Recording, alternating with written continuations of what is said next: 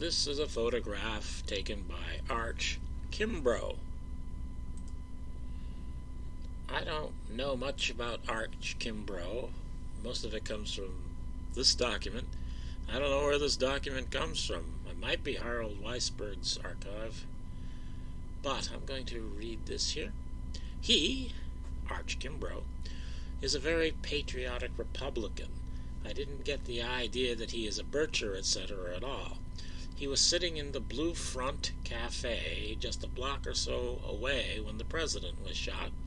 He had a good camera with him as he was going to take some pictures of a construction site. He is very young, about 40, to have built half of Dallas as he has. When the news came over the air, he jumped up and ran to the Texas School Book Depository and started taking pictures. He has dozens of them, along with the names of many witnesses whose names appear nowhere, whom he recognized. I got several names last night. But most important to me anyway, he has the pictures of them arresting the man in the raincoat, plaid coat, hat, etc. I told him I wanted copies of all these pictures, and he said, "Oh, that is Larry Flora." I said, "That isn't Larry Flora." I think that today you could ask who held up the Wells Fargo in 1870, and you would get the answer, Larry Flora. That boy was 22 at the time, and this man is 30 or 35. Okay, I don't know why they're talking about Larry Flora here. It says he's got dozens of pictures. I'm only aware of 10 that are available right now. Those became available fairly recently, just a couple of years ago. I'd never, before they were posted on the Gerry Unger site, the 10 I know of, I'd only seen a crop of one of them for years. So I still think of them as rare, even though they're not terribly rare. And this is more from that document. Obviously, during the Garrison, this was written obviously during the Garrison investigation times.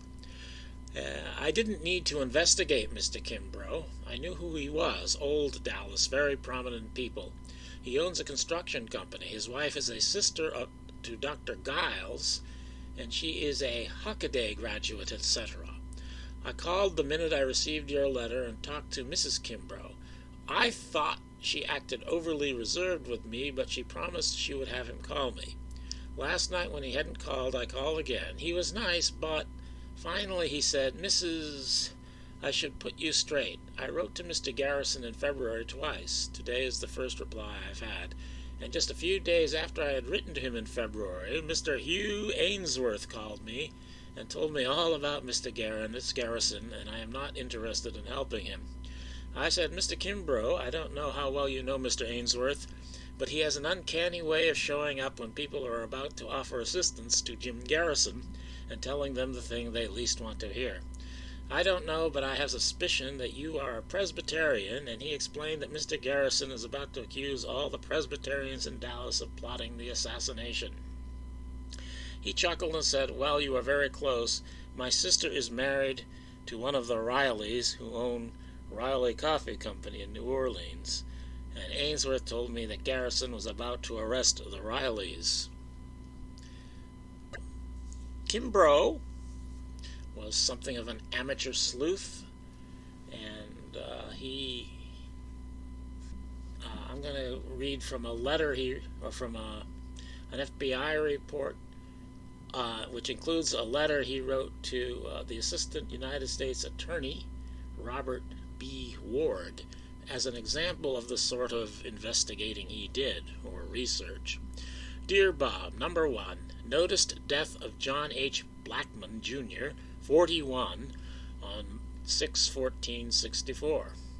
Number 2, one pallbearer named is James Thompson. Number 3, 1964 telephone directory lists James A. Thompson, 10327 Brockbank. Number 4, noticed death of Donald M. Barton, 45, on 6/15/64. Lived at 10328 Brockbank. Employed by Jack Hausman in Dallas Trade Mart. Number 5, 1964 telephone directory lists Jack Hausman, 6427 Highgate.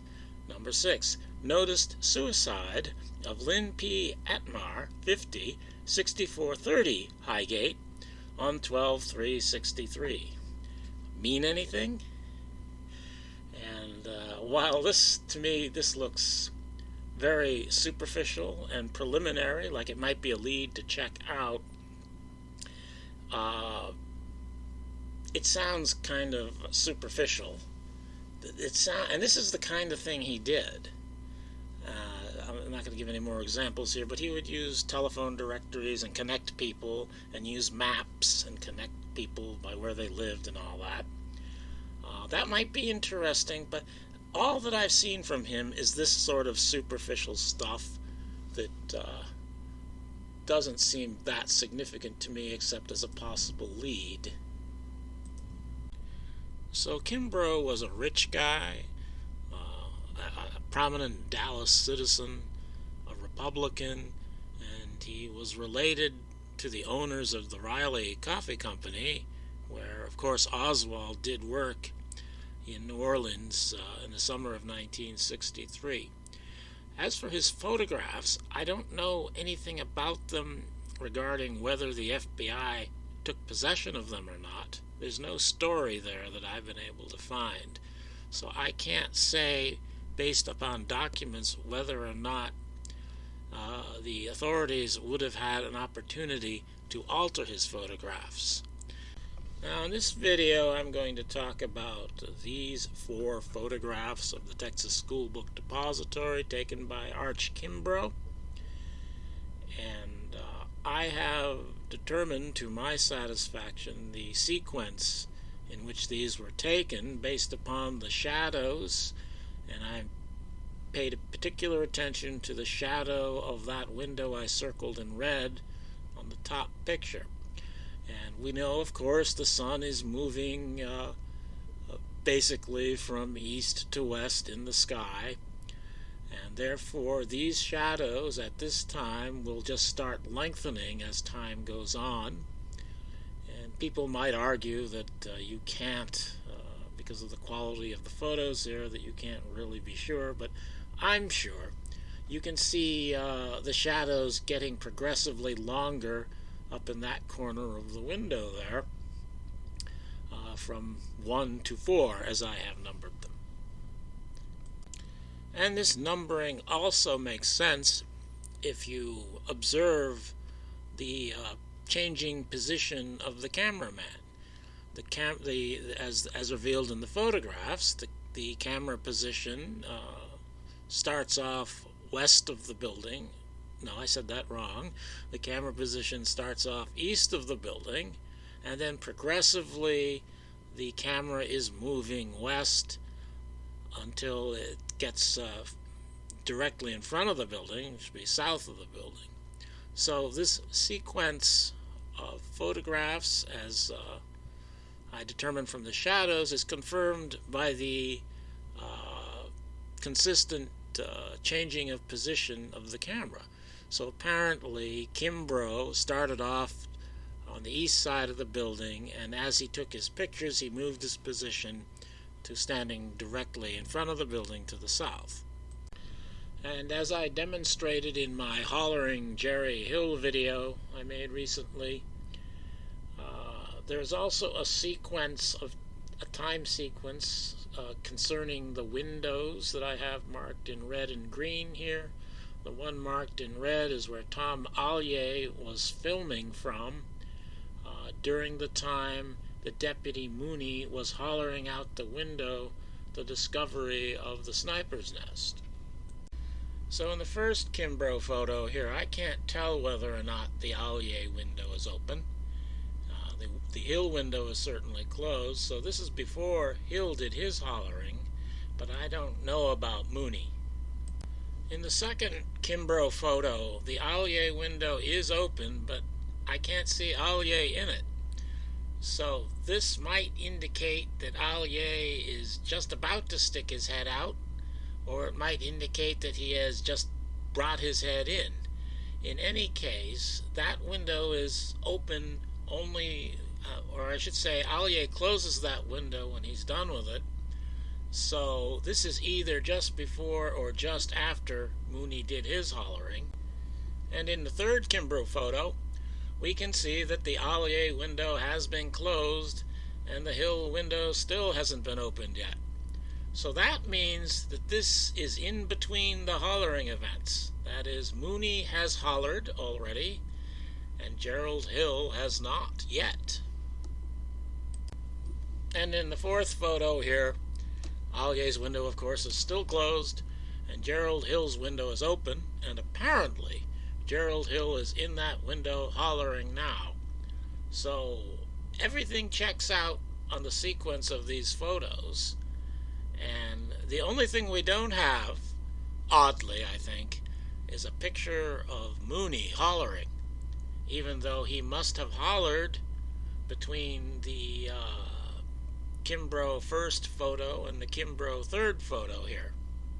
He must have hollered, but we don't have a photograph of that from Kimbrough. So Mooney should be hollering here in the window circled in blue, the sniper's nest window. This is when he should be hollering, and yet we can't see him there. But we can see something in the window. There are boxes in the window. Too many boxes in the window. Where the gun rest box should be, actually, the gun rest box seems to be there. There's a little corner of it. Here the Kimbrough 2 is on the left, and the Kimbrough 3 of the same window is on the right. But there's higher boxes next to that gun rest box, and one of those boxes sticks out of the window beyond the open part of the window. That is, you can see part of that box apparently is between the camera and the bottom of the open window. There is no way that you wouldn't be able to see that in the picture on the right too if it was really that way.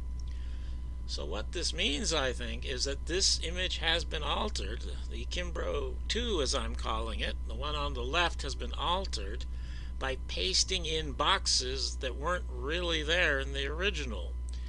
And I think probably it's because Deputy Mooney is in the window and they're hiding Deputy Mooney in the photograph. But I don't see why they should want to hide Deputy Mooney in a photograph. Everyone says he did what he said he did. That is, nobody denies that he hollered out the window at the discovery of the sniper's nest. So I don't see that there would be any harm in there being a photograph of Deputy Mooney hollering out the window. I don't think it's about Deputy Mooney. I think it's about hollering Gerry Hill. I think this has something to do with creating the evidence that supposedly proves that Gerry Hill was hollering out a window just after the discovery of the sniper's nest, when he really wasn't. So my proposed explanation here is that this, in Kimbrough 4, is not Gerry Hill hollering out the Gerry Hill window. That this image is actually Deputy Mooney taken from Kimbrough 2 and put into Kimbrough 4 to make it seem as though Gerry Hill hollered out a window, because at the quality of this image you can't tell whether that's Gerry Hill or Deputy Mooney. They both dress in a similar way and have a similar look from this distance. So I think that's really Mooney in the window, and that image was taken from Kimbrough 2, and once you use that image in Kimbrough 4, you can't leave it in Kimbrough 2, so they put these boxes in the window to hide where Deputy Mooney was in Kimbrough 2. And then the photos that really do show Gerry Hill in the window were taken on a subsequent day and inserted into the evidence. So Kimbrough 2 and 4 were altered to bolster Gerry Hill's alibi for the time in Oak Cliff that Tippett was supposedly shot in Oak Cliff. This all has to do with saying that Gerry Hill was at the TSPD at the time of the sniper's nest discovery, and the time of the discovery was also changed to 1:15 in some of the documents. So that would mean that Gerry had to be at the TSPD when Tippett was supposedly shot, when he really was in Oak Cliff already.